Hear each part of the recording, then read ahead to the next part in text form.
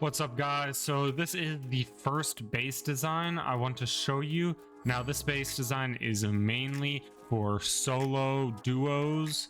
It could be used for a trio, but I wouldn't recommend it. So you first start off with a regular 2x2 bunker base, but then you add a little triangle right here, which will come in use later. Let me finish this up real quick.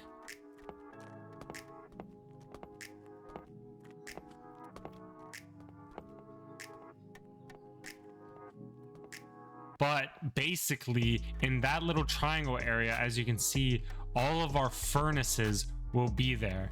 Now, it's kind of up to you what you want to do with this base.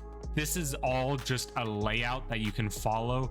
It's up to you to be a creative base designer to make it yourself. Like, you can replace the half walls with real walls. You can put a pancake layer above, since there's that difference between half walls and real walls in this base, and then obviously front door right there. So now you'll be able to see how I place my furnaces, which optimizes room.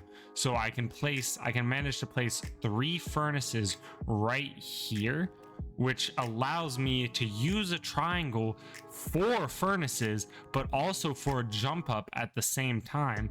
So you can see what I'm using that for, but then I can also jump up here to the second floor, which the second floor can be really used for anything. I personally like to use it for storage, but again, you can also use it for pancake layer. So then this is the front of the base, which you need a little bit of a boost because of my terrain that I built it on. But you obviously want to add this little three door frame areas, which just act as extra airlocks so you don't get deeped on. You could put anything you really want. You could put a low wall there for peaks to make sure you're not getting door camped.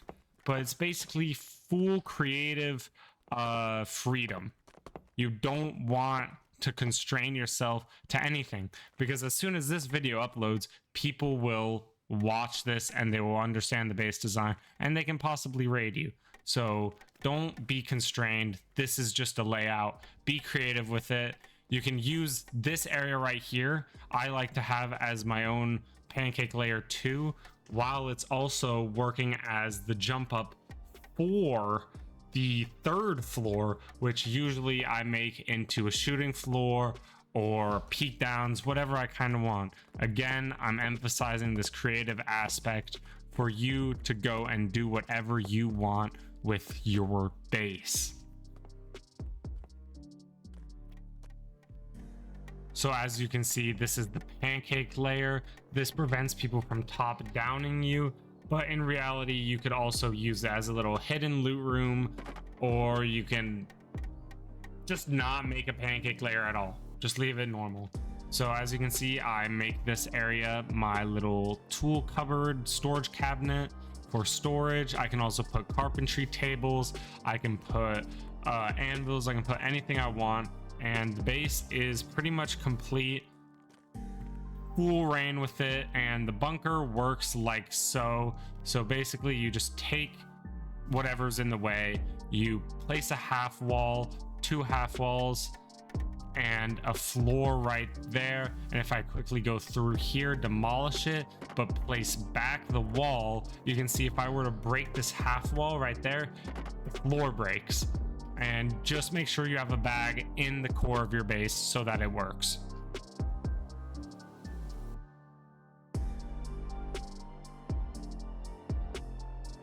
So yeah, I'm not going to yap too much on this base, but basically it's 4 to 6 man, and it can be very good. It's a classic 4x4 design with a 2x2 core with entrance on the 2nd floor. You'll see it all while I yap, but what I like to do is make a 2nd floor entrance, a little boost up with a little platform, and then I make my 2nd floor carpentry, anvil, whatever I need, maybe more furnaces, and then I make the 1st floor all storage. So everything on the 1st floor is just purely storage, so that my core, full of all my loot, is the most protected thing on my base.